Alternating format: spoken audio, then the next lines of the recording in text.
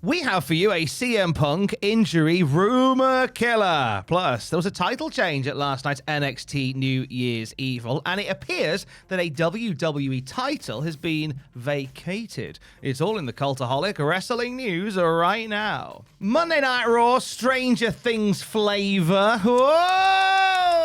I'm in the ups and downs. CM Punk and Bron Breakker headlined it in a match that's divided people, to say the least, and consequently Punk retained his title, and there was a little rumor floating around about the welfare of CM Punk following it. Yeah, there was. So on Wrestling Observer Live, Brian Alvarez reported that somebody on the WWE roster was under concussion protocol after Monday's show. Whilst it was confirmed that Bron Breakker was cleared after his fall during the match, which we talked about yesterday, it was suggested that it could be CM Punk or Kairi Sane under protocol. However, PW Insider debunks a little bit of something about that, saying there have been rumors all day that WWE World Heavyweight Champion CM Punk was placed into the company's concussion protocol system after last night's match on Raw. PWInsider.com is told this is entirely incorrect. CM Punk was on camera all day doing media appearances. He was popping up on Good Day New York, on Fox, and he did a few other bits and pieces. To suggest that he was under concussion protocol whilst doing that would be silly, because you wouldn't put somebody under concussion protocol in front of the camera. No, exactly. Exactly. Not in this day and age where they're so cautious about concussions anyway. So it was something that did the rounds, that kicked off from Wrestling Observer. It was Wrestling Observer kind of just to kind of make sure that the context of this is clear. So the Wrestling Observer had heard through their sources that somebody was under concussion protocol, and sort of looking across the board, CM Punk was somebody who had looked rough at the end of that match. They thought maybe it might be CM Punk. Kairi Sane's name came up because she took a razor's edge during her match, and the landing on that was always a bit sketchy. But that's why CM Punk's name came up, and that is how that rumor mill began a turning, and that's what led PW Insider to go, actually, he's fine. He was looking rough because he was just a bit ropey after the match. Bless him. I think there's that video done the round of him throwing the belt to catch it. And he misses. There was like there was like a suicide dive to the outside as well that looked a bit sketchy too from Punk, and people were like, "Ooh, did he land on his head or whatnot?" Apparently, he's all cracking. He's all good. He is all fine. Let's move to NXT now. In amongst all this, there's a few people who it looks like are heading to the main roster from NXT, which we will get to in a minute. Oh my god! Don't know where that came from. Fightful Selector adding another name in Jacy Jayne. She's been discussed for a potential call-up to the main roster. She did a great job during last year, rising to the occasion during quite a convoluted time for the NXT Women's title. And Fightful have been told that she's made a good impression over the years. She's popped up on the main roster one or two times, and obviously she's done lots of extracurricular stuff with TNA. And it seems a given that she'll eventually be on the main roster. Yeah. We go back to the 2.0 days, and you had Mandy Rose, you had Gigi Dolin, and you had Jacy Jayne. Toxic Attraction. And the worry was that Jacy Jayne would kind of... and I say this with love. I know it's weird.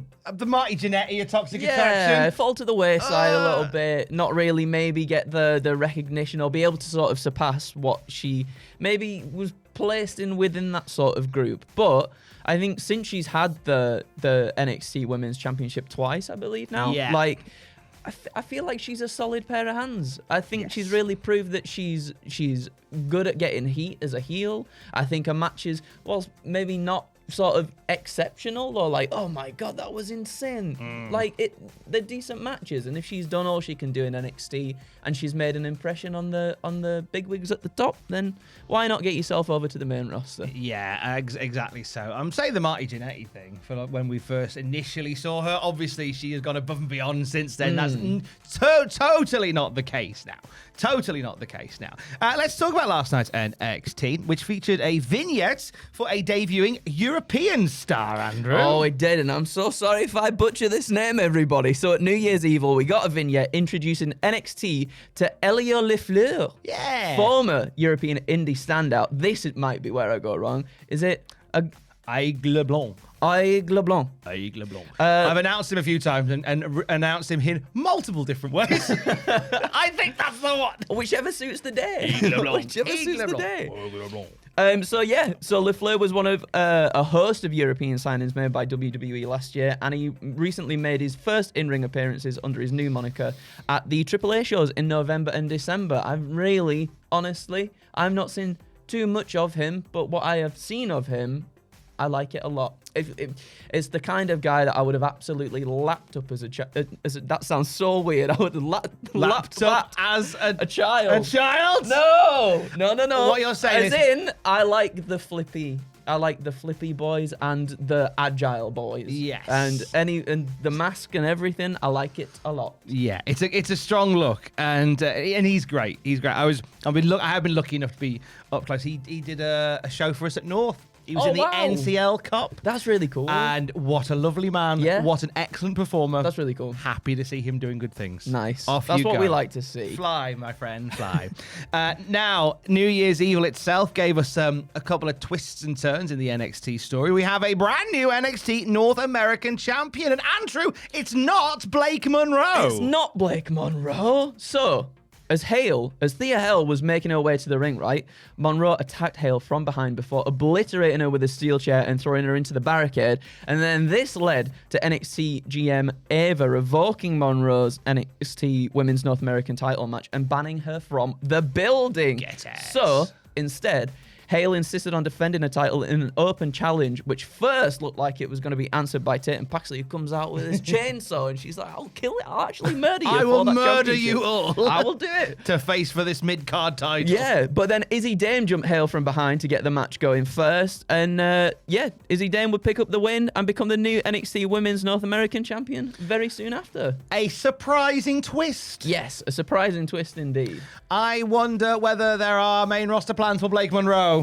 Things are just like, we're just sort of whirring these cogs and getting people up there as fast as possible, aren't we, at this point? Yeah. I wouldn't have been hurt if Thea Hale had a slightly longer run as Women's North American champion.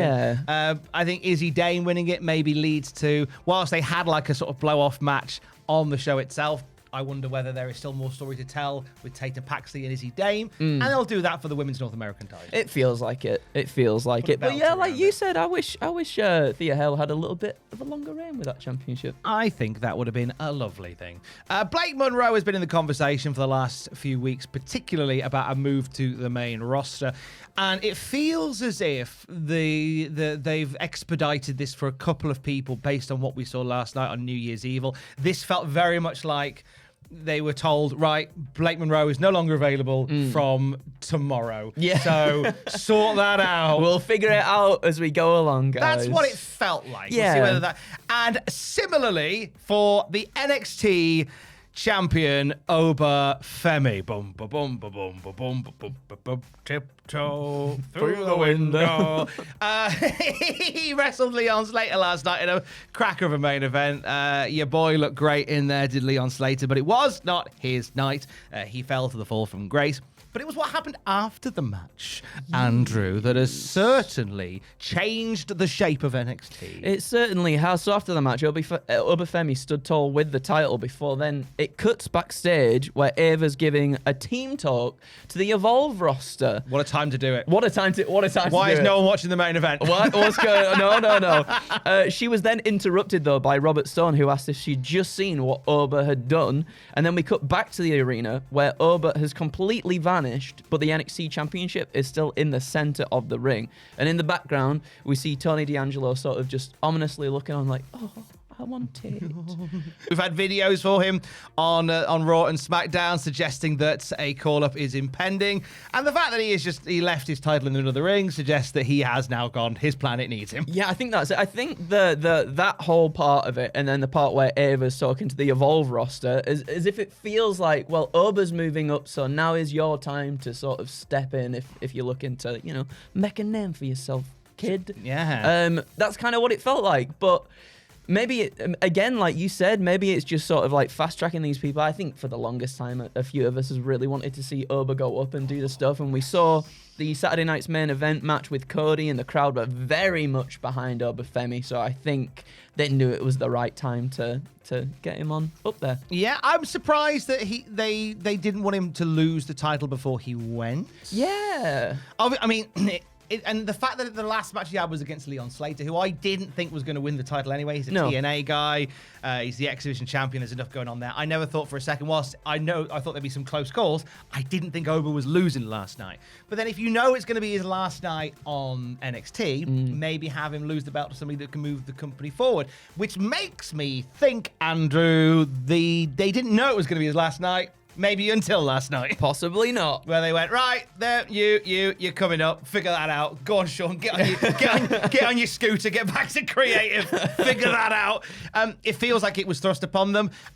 So a new era is impending for NXT. It's what it feels like, doesn't it? It feels like now's the time for a lot of people to sort of step into those roles that the bigger names are now leaving and left. So you would have thought Javon Evans might have been one in line for that, but he's gone as well. He's gone as well. The main roster crowd love him too. So it really is going to be, it feels like a completely different landscape almost for the NXT brand. Who'd you put Oba Femi on the main roster with straight away? Oh... I was pondering this, and because obviously Joe Hendry is probably going to continue doing stuff with The Miz. That'll be his introduction to the main roster. I kind of like the idea of immediately establishing Oba Femi with all the love in the world to Carmelo Hayes. Just open challenge. Who wants some? Boom, ba-dum, ba-dum, bang. Thank you, and good night. New champ. That's all I can think of is getting him straight in there and giving him the mid-card championship. And then I'm sure not long after, him getting straight up there in the WWE championship scene as well. Yeah. Like, I don't think that's very far off in that man's future. I don't think it is. I don't think it is. Let us know what you think in the comments down below. On the channel right now, 10 WWE Divas you completely forgot about. You see the two on the thumbnail? I forgot about them. Even now, I can't tell you the word. I can't remember either. I'm going to say their names are Patricia. Yep. And Simon. Oh. That's their names. It might not be. Watch the video and find out that's exactly what their names are. And for the very latest wrestling news at any time, you can check out cultaholic.com. Keys. I love you. Bye.